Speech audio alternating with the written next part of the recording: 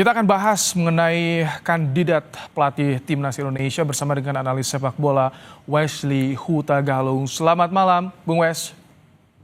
Selamat malam, Mas Bray. Bung Wes, di Jakarta nih, Timur Kapadze, apakah ini jadi sinyal yang begitu kuat jika Kapadze lebih intens dengan PSSI dibandingkan 4 kandidat lain kalau misalkan emang Timur ini masuk kandidat?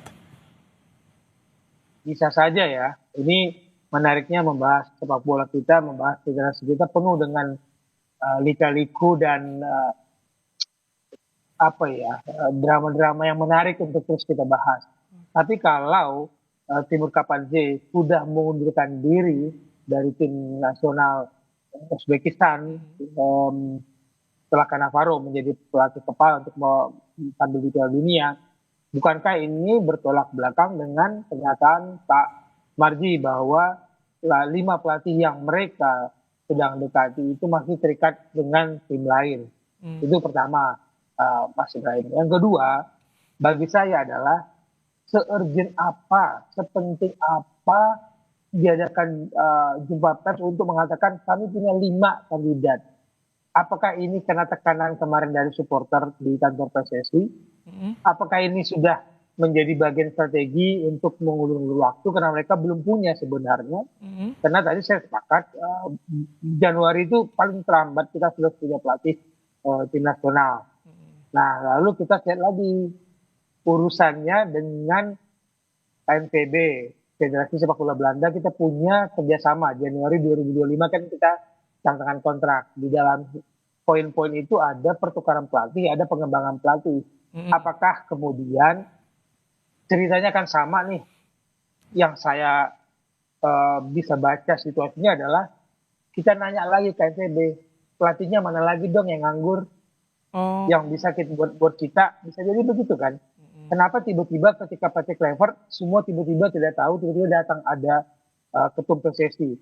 Bukankah gini Mas Ibrahim, bukankah aspek elemen teknik itu harus dilibatkan di dalam kepemilian pelatih? Kemarin-kemarin kita punya Dirtek, nggak ada. Sekarang kita punya Alexander Dirtek, oke. Tapi ketika Esko, kita bicara ketum sampai Esko yang bersuara, yang punya power untuk memilih pelatih, adakah elemen orang yang berbau-bau teknik sepak bola sehingga dia paham bahwa pelatih itu ketika dia presentasi programnya harus begini. Kalau menurut Anda saat ini kondisi di PSSI sendiri bagaimana untuk menggodok sosok pelatih?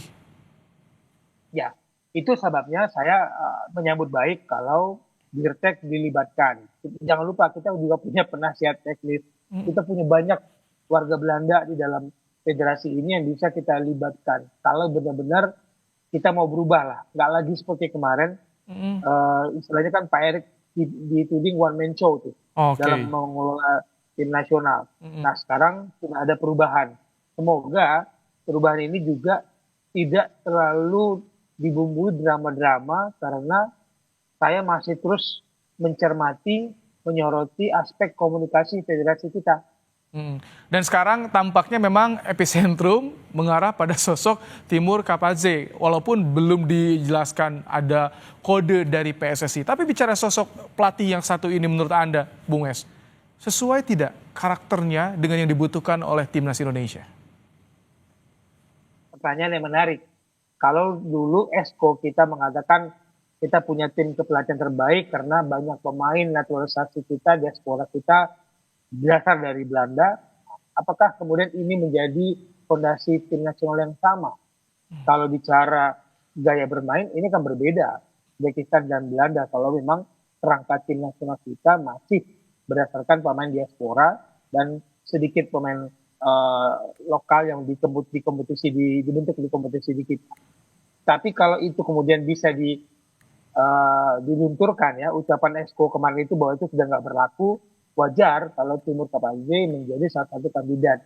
Terakhir kan dia kan bolak-balik ya di tim nasional Uzbekistan U19, U23, senior bisa 3 kali menggantikan peran pelatih sebelumnya, dan terakhir ini kan dia tidak kalah tuh 8 pertandingan Uzbekistan dia beraih 5 kemenangan dan 3 imbang tanpa kekalahan di periode terakhir dia melatih Uzbekistan. Jelas kalau itu jadi track record, yang nggak setimpal sama pelatih sebelumnya yang kalau dibilang track record pelatih jauh.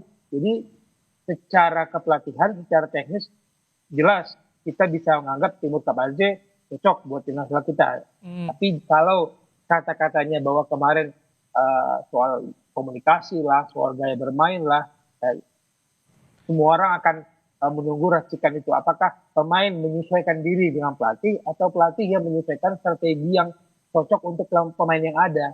Kan ada dua hal yang itu bisa disatukan, tidak boleh dibenturkan tuh Mas Bian. Oke, kalau misalkan selain Timur Kapaze kan ada juga nama yang mencuat seperti Hallgrímsson dan juga Postecoglou. Nah, nama-nama ini bagaimana menurut Anda, Bung Wes? Pertanyaan itu kembali dengan jawaban tadi, pemain mengikuti gaya pelatih atau pelatih yang bisa mencari racikan cocok untuk pemain. Pertanyaan berikutnya, ini kita cukup nggak Mas Ibrahim? Menteri BUMN dengan Kemenpora kan berbeda tuh kemampuan dalam pengelolaan dana finansial PSSI. Nggak boleh dibohongin, itu berbeda. Nah kalau nanti federasi kita masih memakai uang negara dalam berbagai kegiatan, yang tanggung jawabnya kan nggak mungkin pemberi dan penerima orang yang sama. Ini akan menjadi dinamika baru lagi di federasi. Oke, ini dengan agenda di tahun 2026 termasuk Piala Asia 2027. Jadi idealnya kapan sih? Lagi-lagi bicara soal waktu. Menurut Anda idealnya kapan kita harus punya pelatih definitif? Paling telat itu memang awal Januari sudah harus mulai. Karena ada FIFA Series juga kan yang kita masakan untuk FIFA Matchday. Jadi kalau saya sih berharap siapapun pelatihnya Mas Ibrahim, jangan terlalu sering tidak berada di Indonesia. Sering-seringlah nonton sepak bola Indonesia dan sering-seringlah berdiskusi dengan para pelatih yang pernah atau bisa menjadi partner dalam membangun sepak bola Indonesia. Jadi jangan seolah hanya datang pas saat mau bertanding, tim ini dikelola dengan cara instan seperti di luar negeri, di Eropa sana. Berbeda jauh. Kita berbeda jauh, tidak bisa disamakan dengan negara-negara lain. Jadi siapapun pelatihnya, Mas Ibrahim harus lebih mengenal sepak bola Indonesia, budaya Indonesia, dan bermainlah yang baik dengan federasi. Jangan kemudian kita menjadi penonton di drama antara pelatih dan federasi. Karena banyak cerita, sejak zaman Sintayong itu kita banyak cerita yang nggak bisa kita publish di media massa. Oke, jadi semakin banyak drama ya di sepak bola kita tentunya. Bung Wes, terima kasih untuk ulasannya di program Kompas malam hari ini, Bung Wes.